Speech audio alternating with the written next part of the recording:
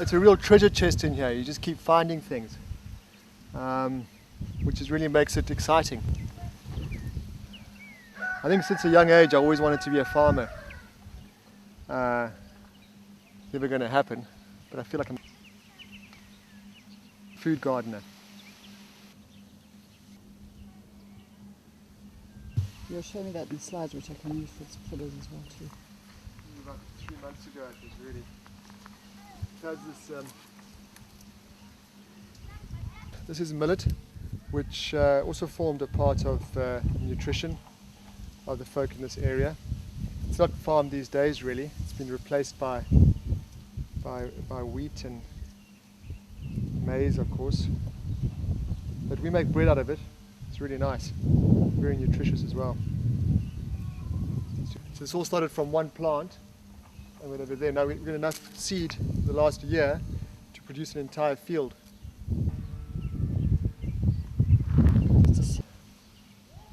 These are our 7-year beans. And, it's just constant. We're just producing beans all year round. It's constant. Here we go. The compounded effect of science has actually successfully raised the voice of a farm in policy.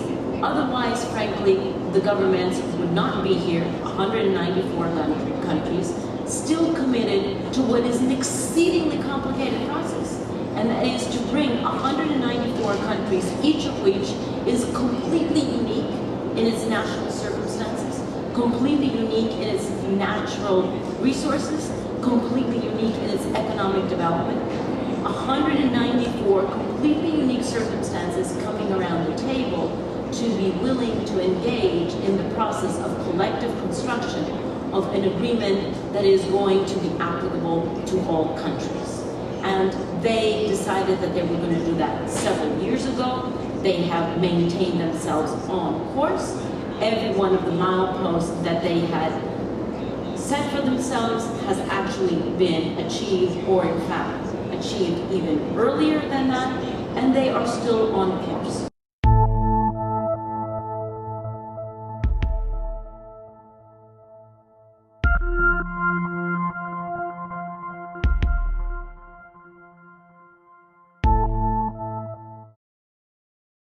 It's a real treasure chest in here. You just keep finding things, which really makes it exciting. I think since a young age I always wanted to be a farmer. Never going to happen, but I feel like I'm a food gardener. You'll show me that in slides, which I can use for photos as well too. About 3 months ago it was really... It has this... This is millet, which also formed a part of nutrition of the folk in this area. It's not farmed these days really. It's been replaced by wheat and maize, of course. But we make bread out of it. It's really nice, very nutritious as well. So this all started from one plant, and we're over there. Now we've got enough seed the last year to produce an entire field.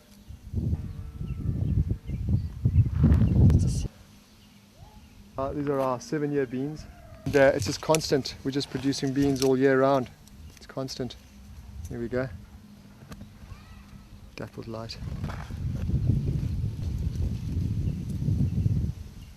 Okay, so say what these are. Well, we've got grenadillas over here, which we make jams. This is fruit. Also nice for hedging. We've got gooseberries. We've got beans again in the back there. Behind it we've got chilies. We've got another nut tree through there. Macadamia nuts. This is lemongrass. Put into teas. Make teas with this.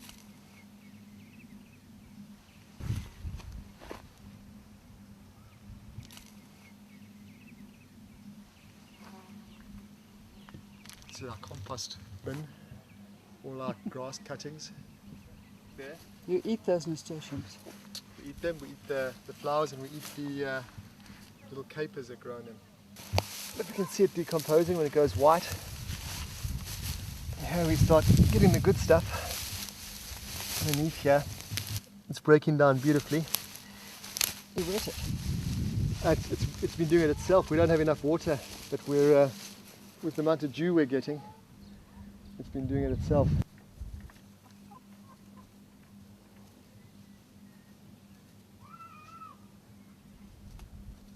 Oh, mama.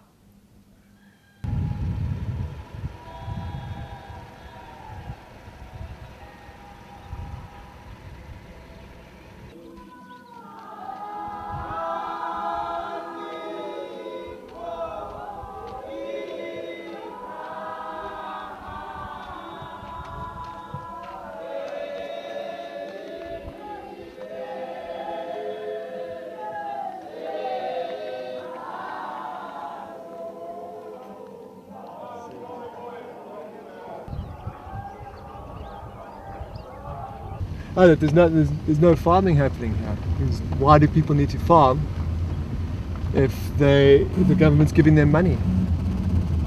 And the idea was that the older people farm.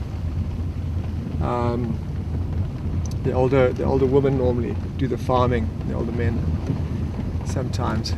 But that's all changed now because they just wait for the month to come and then the grant will give them money and they'll give that to their children. They'll go and buy food, which we know is all imported food and refined food. There's nothing for them. But this is the most fertile land in the country, right here. This is the Umgazi River.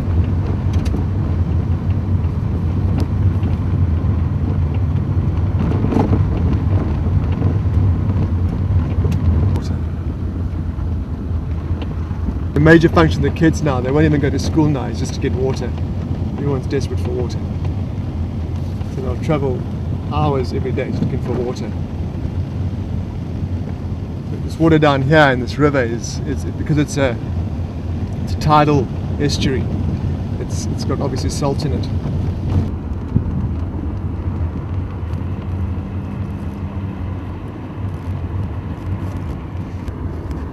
Chinese I have, eh?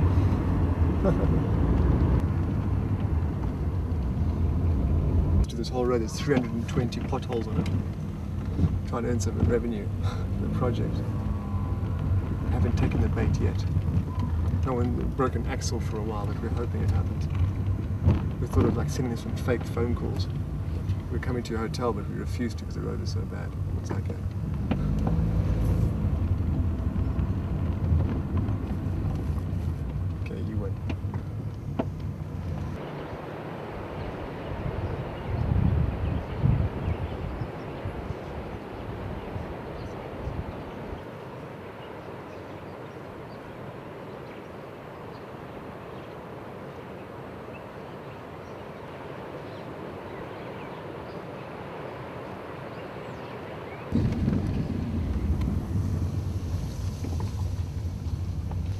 in places like like Uganda, where you've got two rain seasons. It's tropical. You've got 2 rain seasons. You've got unbelievably fertile soil. It's just and never been farmed, virgin. And yet people are starving. All over the place, people are starving because they've bought into the system of you need money in order to exist. If you haven't got money, then you're going to die. And of course, there's the other aspect of it is like if you look at organizations like the World Food Programs and those sort of things, they create dependency. Look at what happened in Somalia, where the World Food Program was feeding about 6 million Somalians. And America contributes about 60 to 70% of that. They tried to change certain policy within the government of Somalia, and the Somalians refused, and they pulled out. Which means the dependency on the food program of 6 million people just whipped away, unless you toe the line. So that's not sustainable. What you should be doing is teaching these folk how to feed themselves, and they can because what happened to Somalians then? Well, they've had this internal fighting that's been going on for so long because they've got certain resources that are required. They've got oil resources and things like that. it's desirable for them to be in a conflict situation. So, and then of course they jump in and they offer aid, but it's all a payoff. There's no such thing as aid. It all helps to feed that monster of greed. So the World Food Programs, USAID, all these things are just a huge part of the big corporate grind. They dump food into these places, you know, to try and maintain the strength of currency. There's not too much fluctuation in the markets. And they dump it in Africa. They dump all the GMO foodstuffs in Africa. And it's all used for political manipulation.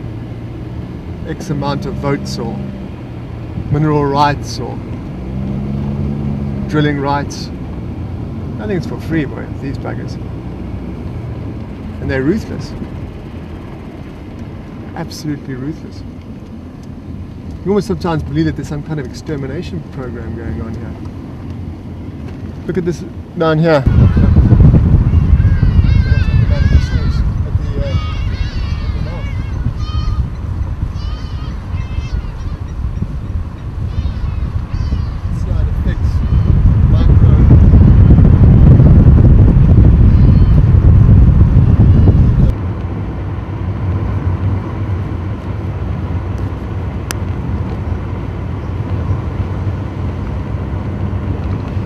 I saw these guys in Uganda where they got these concentration camps, they call IDP camps, which is internally displaced people, and they just became like cannon fodder for these soldiers to come in. I mean, the soldiers are all acting on behalf of the government to keep the fear up, to maintain the control, and then you've got these sort of the Dutch organizations and the Canadians who come through and they develop these things called war child programs. And they just build more camps. They just make them frilly with sign writing saying war children, but they're still keeping them away from the family structures and things like that.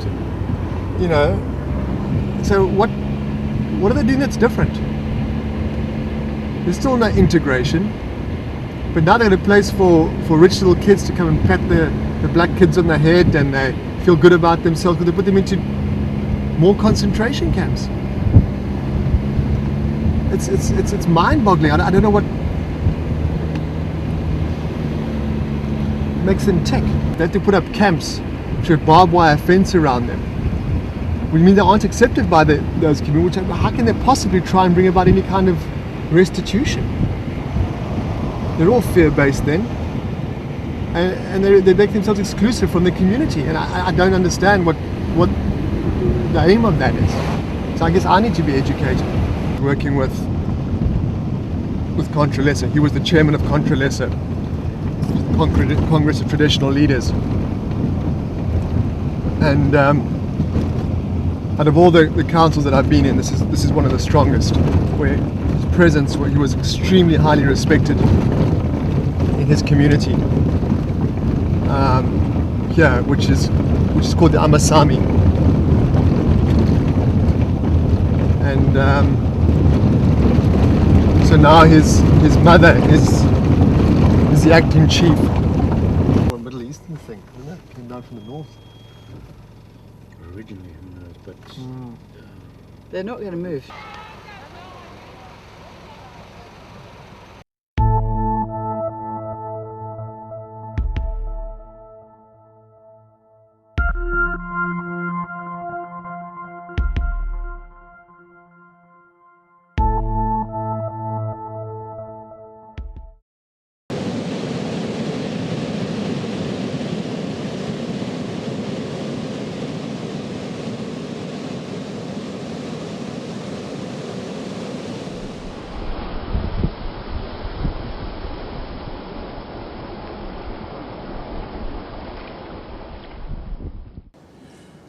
When I start these presentations and I'm talking to police colleagues in Interpol, I usually leave the F word out until the last thing, because they don't understand the F word. So I start by describing the type of organised crime network, and it will be a network with beneficial owners in Europe, potentially Spain, the insurers of that business in the UK, for example, the banks in Central Europe, the incorporated companies in Central America or offshore tax jurisdictions, the businesses supported by labour from Indonesia.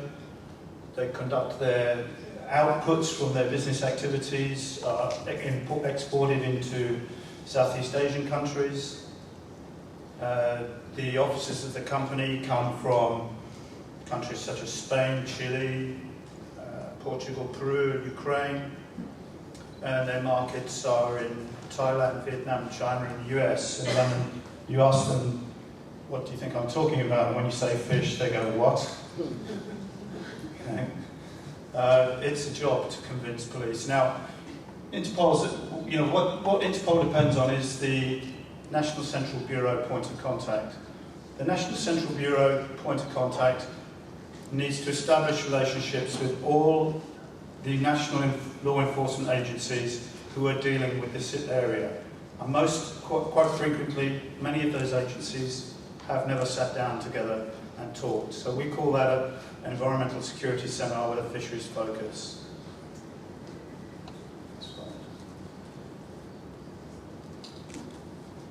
So the fisheries crime types are quite simply, we've heard a list on several occasions. I'm going to give you some real examples from the Antarctic operations. These operations have been being conducted for over 2 years, nearly 2 years now, with a number of groups of countries exchanging intelligence and information, which came to a bit of a head when Sea Shepherd started chasing the Thunder. The standard crime types are, of course, abuse of the registries, we've heard from Nigeria, customs frauds, financial frauds, insurance frauds, breaches of national, administrative and criminal law, and breaches of national law by nationals. That's important, although I'm talking about toothfish, what's the connection to Africa? Well, the connection to Africa is that the registries of Equatorial Guinea, Sierra Leone, and Nigeria were abused. The criminals are very clever. They know where these weaknesses are, and one key thing that protects them is that we don't communicate with each other effectively over law enforcement. That's their key advantage. The modus operandi is frequent changes of name and identity, changes of ownership, the national registry abuses, the gaps, exploiting the gaps, for example, in the Nigerian fisheries legislation, and the lack of effective monitoring capability if a vessel never goes to your port. Licensing abuses, many examples of fraudulent licenses I've come across. Duncan's mentioned those. I've worked with Duncan for a few years when I was in the UK, and the ease with which licenses can be forged is it's very easy, and it's difficult to provide documents that can be verified. And there's another key issue. If your documents are presented to you in a port, how do you verify that with the country who issued them?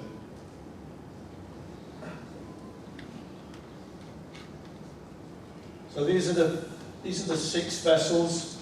5 of them have purple notices on them. The Thunder at the top, and in the middle you'll see an analytical intelligence product that shows, obviously it's blurred, but it starts to show the type of tools and services we can offer. We do intelligence analysis, and which is starting to connect all of these vessels together. I have to say that when the Sea Shepherd chase kicked off in December, that started us off on a lot of work in Interpol.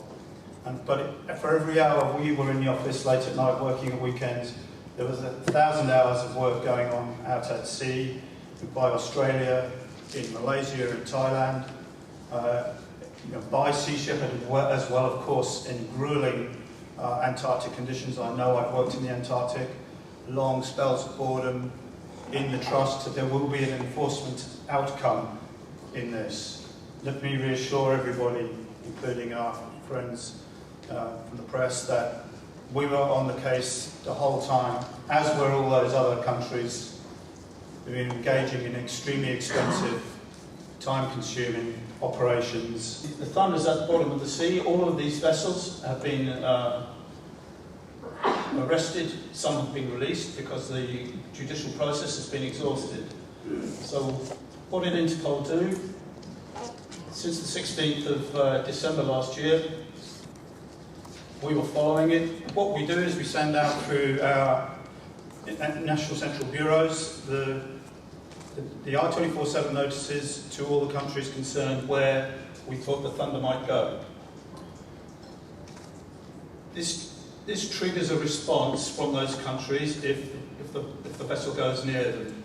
But more importantly, what we also know, apart from governments, apart from Sea Shepherd and civil society, there are other networks within networks who are collaborating, such as Stop Illegal Fishing, Trig Map Tracking and the task forces, who are collaborating on the ground and they are aware also of what's going on, and they know there is a law enforcement response in the offing, and the Interpol approach means that people have confidence that there is a concerted effort going on, even if it isn't apparent at the time. So, the Thunder set off. We were watching it the whole time, weekly conference calls. As you see it dithering about to the south of South Africa here, we wondered what it was trying to do. We were alerting all the authorities up the Mozambique Channel, including all the French territories and overseas departments. He snaked up between the French territories here and eventually decided to make a run for it up to Sao Tome. In Sao Tome, it was no coincidence that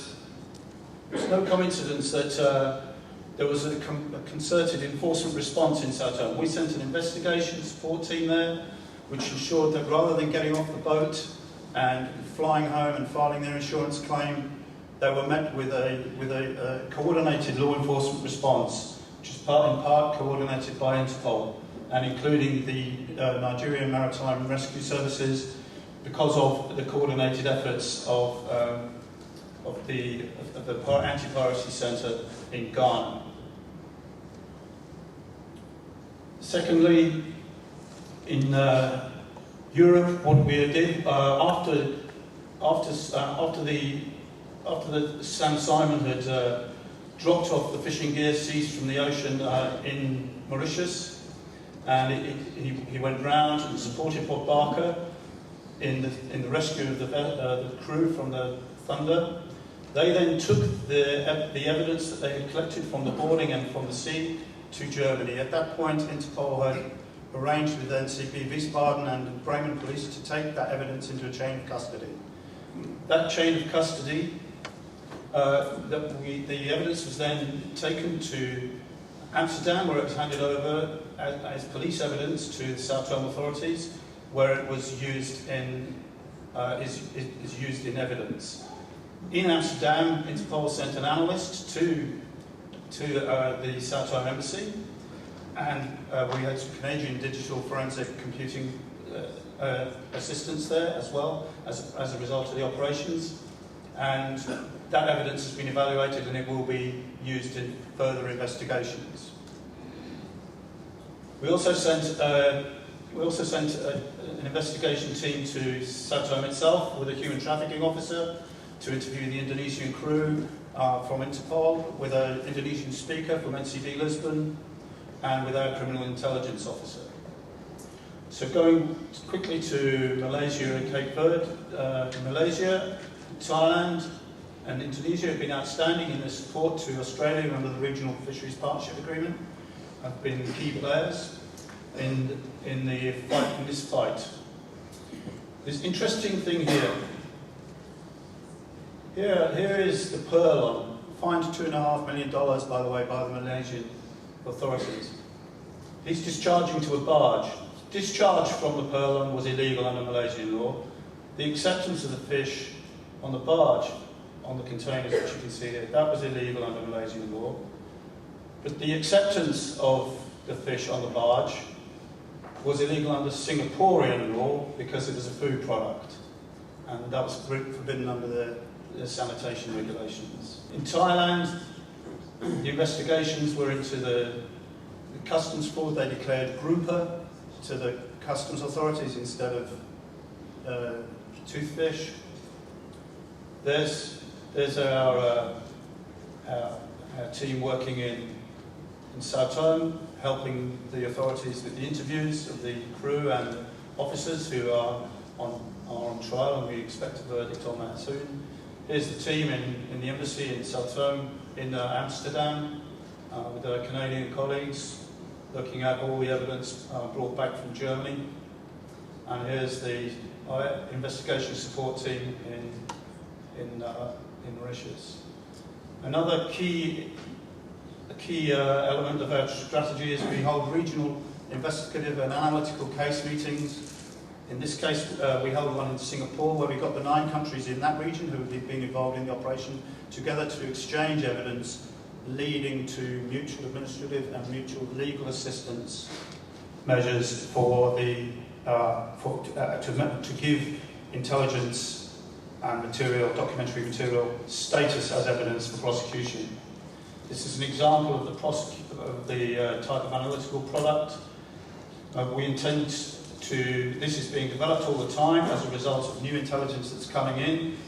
And in December we're going to hold another regional case conference in Lyon, bringing together our Northern Hemisphere partners, including Sao Tome, Cape Verde, where the Yongding and Songhua are currently detained. So quickly, our role here is that inside these red boxes are intelligence that would not have been communicated to any other red box without the existence of Interpol. Some bilateral relations will occur outside the Interpol channels through diplomatic methods and other mutual legal assistance, and that's perfectly acceptable. That's a really good way, because that's how, in fact, we got Spain to join in and start working in the regional case conferences, because the evidence being given to them was so useful to their cases. And this is ongoing investigations. So these are the 20-odd countries where there are investigations ongoing, completed prosecutions, or there have been intelligence exchanges, or who've contributed ships and aircraft to do surveillance, or in the case of Australia, 3 actual boardings which seized material which has been, and found material which has been useful to other investigations. So the lessons. It's been an extremely expensive operation. It's unsustainable. We have to find different ways of doing it. We cannot be spending, literally $5 to $10 million patrolling these seas for 5 years, 5 to 10 years on one single organised crime network, because there are many others, and many of them are much, much bigger. We must try and find some deterrence, disruption, and prevention strategies, which mean we don't have to spend all this money on actual boots on the ground, ships at sea, surveillance, and really, really complex investigation. Fisheries jurisdiction alone runs out of road. We have to cut away at their business model. In the UK, the insurance investigation, the insurers of the nine of the vessels were found to be insured by the same company in the UK. All insurance cover was immediately taken away from those companies, from the vessels. 9 of the blacklisted vessels, and now the UK are in a process of working with the insurance industry in the UK to ensure that they understand how they should not insure these vessels in the future and to protect themselves. We need to attack all the crimes and all the offending, and I hope I've given you a few examples of that in my presentation. I refer to the Al Capone strategy and the death by 1,000 cuts. We need multi-agency approaches. We need single points of contact with enforcement networks that can be got in touch with by the NCBs, and we need some more sophisticated IT solutions adapted to the operational requirements, whether it's a slow burn intelligence collection operation or it's actually a fast tempoed seizure or we were expecting the thunder to make landfall in about 3 weeks. And so we had an operational plan in place, and at the time we had a decent platform for that operational exchange, but it became a question of making telephone calls. So that's what we do. Thank you very much.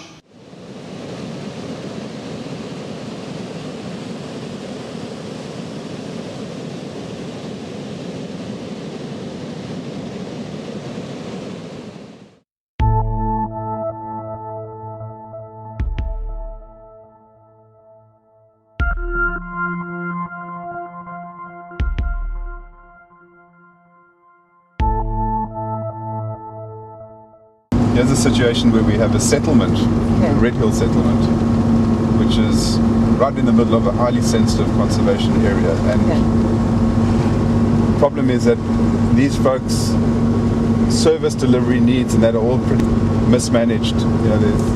They live in quite a stressed situation, and that has a big effect on the environment around them. So we can have a quick look at Red Hill. We can discuss that issue of human settlement versus conservation land, and how we actually assist people like this. I think the biggest pressure of all is people that are struggling to survive.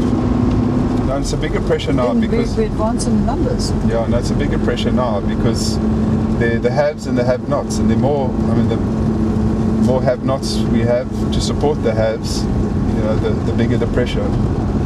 And here's the situation, because the haves decide, they try and dictate how the have-nots should live. This is part of the big problem that we have in the peninsula here. But let's have a look at Red Hill. It's a really sweet little settlement.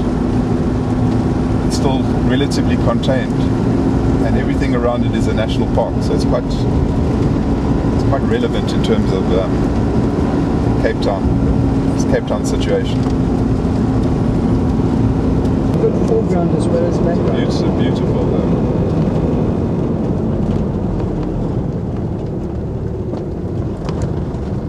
That's quite a nice location. You see the reserve in the background, and you see the Shanty Town in the front. We're here at Red Hill. As you see, it's an informal settlement. But what it does represent is it represents some of the pressures that people face, and as a result of that, the environment has to deal with. Compared to Masiphumelele, it's such a difference. See, the guys are growing their little crops. Quite a few little community gardens. This is a situation where council decided to get rid of all the trees here.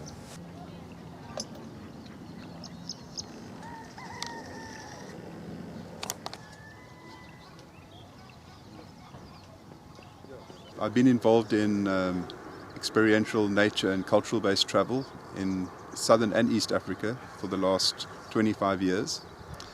And my true passion is looking at ways to assist conservation and make people aware of some of the real big issues that are facing Africa and some of the most sensitive areas. Quite a number of people live in quite stressful environments. I mean, this is actually far better than many others. Quite a few of the really significant wetlands within the peninsula are affected by this type of settlement, which is unstructured and unplanned settlement. Yeah, so just a couple of pointers in a situation like this. We have a little forest of stone pine trees. It used to be a much larger forest, but the authorities decided that they needed to chop them down, which is very unfortunate because, stone pines are not that invasive, and they also created quite a nice shelter for this settlement here. So the authorities came along and really unnecessarily chopped down these trees. Other problems in an area like this is that service delivery is a big issue. The council doesn't effectively help with waste removal. They also rely on energy to power their their cookers and you notice quite a few people have got their television sets. But when it comes to winters, it gets extremely cold here, so they rely on firewood, and by destroying all the potential firewood in the area, it puts an extra pressure on some of the other plants in the area.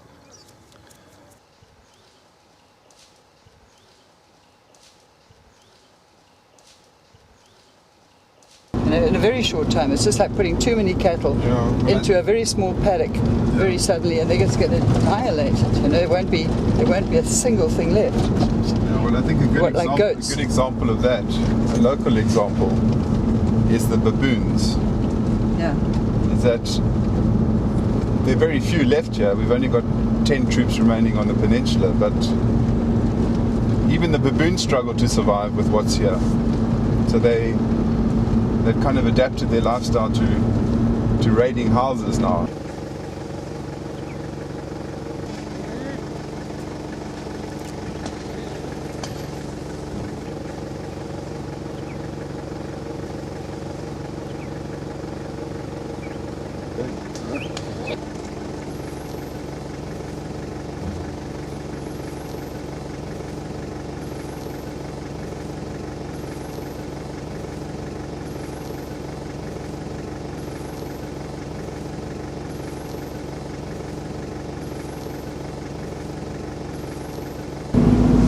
See now, so this is a lovely example of an absolute climax version of fynbos.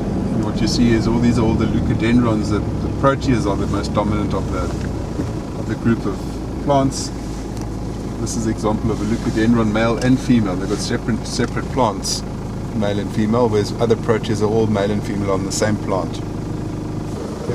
Stop for a while. This is an area that hasn't burnt for probably about 20 years, and this is like in this area, this would be the climax fynbos situation.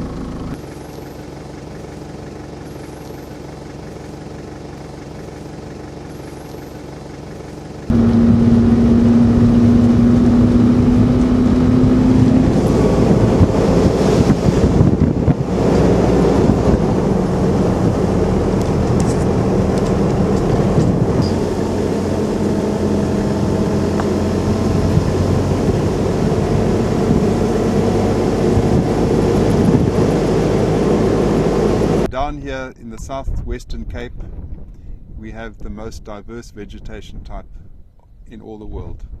It's incredibly rich in biodiversity.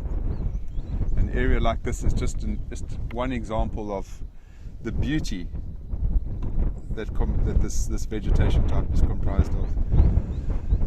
Probably factors that influence this biodiversity and this extreme wealth of flowers is the fact that for quite a bit of the world's existence, and during the times of the ice ages, this place was relatively ice-free. So in other parts of the world that were locked up in ice, other plants were not able to actually grow and evolve, whereas the Cape was ice-free for longer periods, and they had that edge to develop and basically colonize all this new ground. The Cape itself, this part has been around 120 million years, kind of as a result of the split of Gondwanaland and all the mountains that got raised out of the ocean from one tectonic plate bumping into the other, forming this incredible new piece of earth, which is made up of all these old sedimentary ocean layers. And in this habitat, plants have evolved and diversified, growing on the soils that formed from this Table Mountain sandstone, which is this original sedimentary rock, and also other areas where the Cape granites, which go back even further, 600 million years, have also intruded and formed very acidic soils. So in this area we have, as I mentioned earlier, we have more plants per area than anywhere else, and in this reserve specifically we have more plants than the whole of the United Kingdom put together. But when you look at fynbos, it's It doesn't look like very much if you do a scan over an area like this. But once you get down on your knees and you start examining the actual detail and seeing the different types of plants, you realize how much we've got here. Some of these plants are so specific that the entire world distribution is like within an acre. It's their factors of wind, sun, soil type, and all of those factors together contribute towards the ideal growing environment for that plant. And if it doesn't find that anywhere else, so that's why you often find what we call endemic plants, plants that are limited to an area, that they're not found elsewhere. And there's a high level of endemism in the Cape. So, too much development has a big impact on these rare plant species.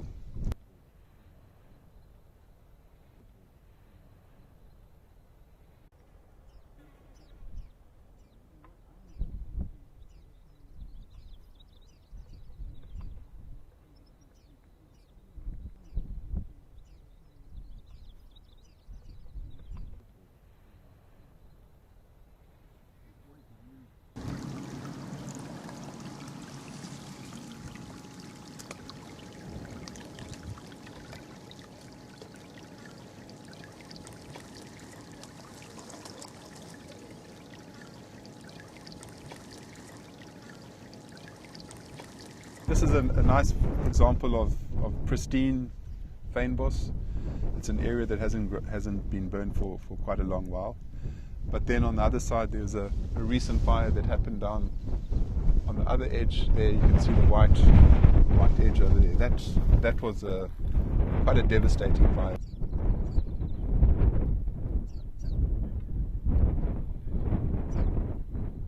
Fynbos needs to have fires because it helps encourage all the biodiversity, because there's a succession process that would happen here.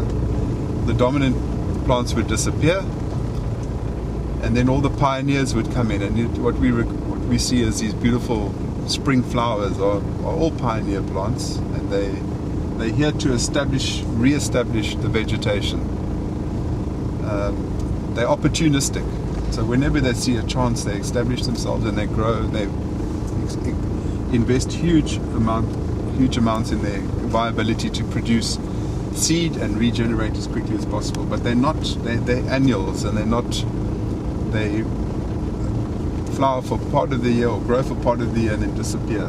But then the more dominant plants will then use that foothold to re-establish themselves. And it's a cycle of about 14 years. Yeah, just thought we'd just have a look at this situation where we had a major fire here. It was a very intense fire and pretty much destroyed all the vegetation in this area. Just a few of these protea trees that are still barely surviving. Quite amazing that you... They survive. Surviving, actually. You see it got scorched. You see the new growth over there. It's still viable, so it will survive.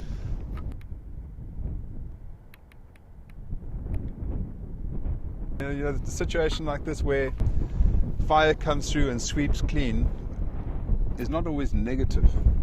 There's it makes way for new life. Nature has an incredible way of regenerating.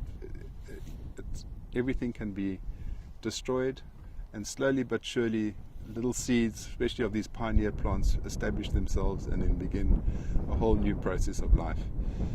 Mainly as anchors to support other plants that become more dominant climax plants later. And I guess, if one looks at life and looks at the success of humans, that does repeat itself in history. That you have these great empires that actually rise and then something causes them to crash. Be it war, be it environmental factors, disease, quite a few things. But life has this thing. It has this renewable energy. It comes from somewhere, and the problem is that us humans build this kind of, get ourselves to this apex point where we are in control of our world, in control of everything, and it's actually a very fragile position to be in, because there's the cycle where nature has this way of building and destroying. And our civilizations are also as vulnerable as a situation like this. So We might just be being part of nature now, what we do. well, the earth has this, and I mean the greatest cities in the world are just as vulnerable. I mean the foundations might be good, the structures and the construction might be great, but it doesn't take much. It can take an earthquake, it can take a flood or just a fire, or even man himself, to destroy all of that. So we kind of invest too much of our lives in building things of materialistic value, and we attach too much connection to that.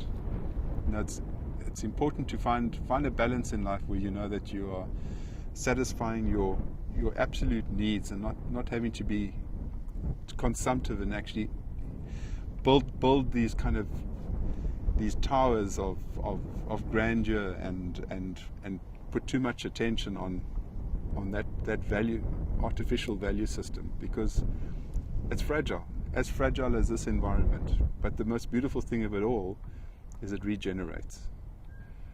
And it's quite significant where we are here now, because when we look at the evolution of man, it is go to venture into a bit of that man originated in Southern Africa. No matter who visits the Cape and comes here and experiences this place, no matter who they are, it has some profound effect on people, because I think they recognize something. They recognize that there is this feeling of origin, that you do originate from here some time back.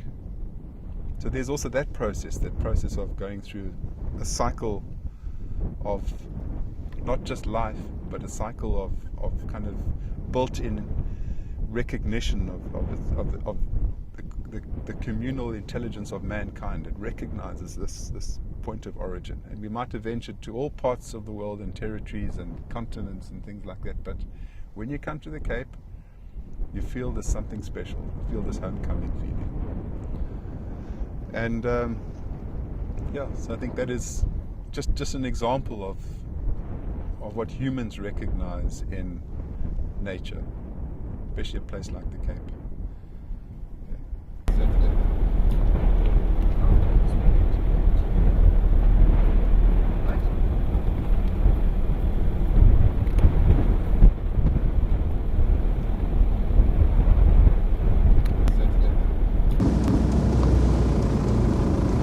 Yeah, it's incredible to see how, it looked very, very bleak a while ago, but it doesn't take long. With a bit of rain and a bit of time, everything grows back, and you come back here in a month's time, you're going to have such a spectacular flower show.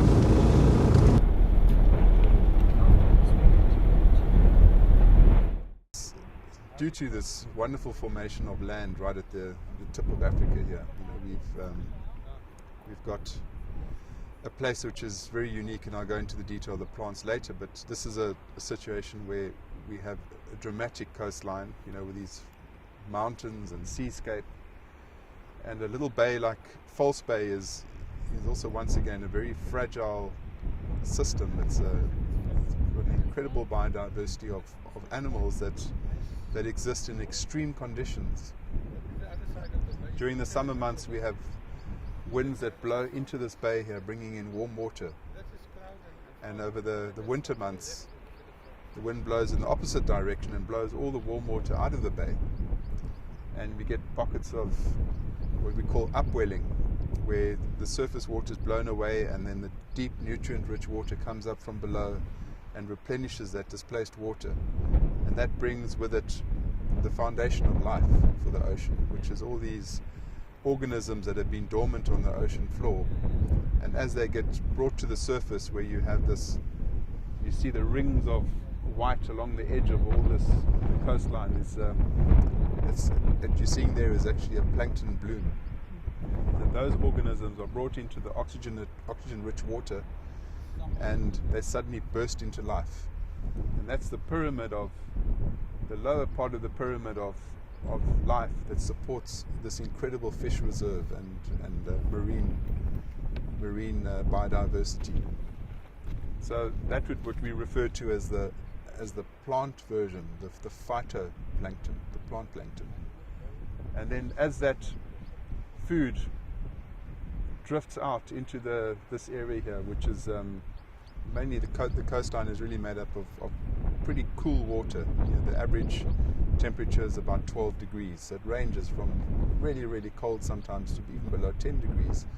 And then it can rise up to about 20 degrees depending on the wind. But this area supports an incredible pelagic reserve of fish. And this plant plankton then eventually gets fed on by the zooplankton, which are the jellyfish and the floating component of plankton, and a bit of krill and all that. And then the other group of fish which live off that, mainly filter feeding fish and anchovies and sardines and mackerel and all that, are then the next level. Great schools and concentrations of that exist off the Cape. Very, very fragile, what they call baitfish reserves. And that would then support the incredible game fish that seasonally exist off the coast here. So the problem is that it's all good and well that nature's supporting itself in a great balance until somebody comes along with a huge net and just trawls that entire pelagic shoal away. And the Cape is very vulnerable in that way. It's quite accessible to fishing vessels. I mean, there's good harbours and good technology, and very soon a fleet of trawlers can discover a shoal of fish.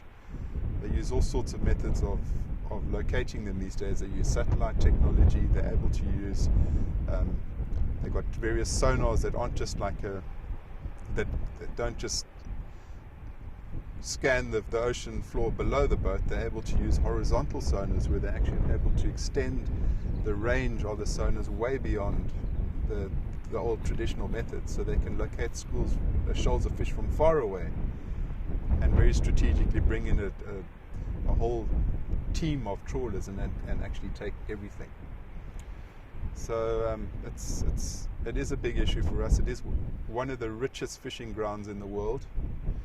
In terms of biodiversity, the South African coastline, which is 3,000 kilometers long, represents the second largest diversity of families of fish in the world.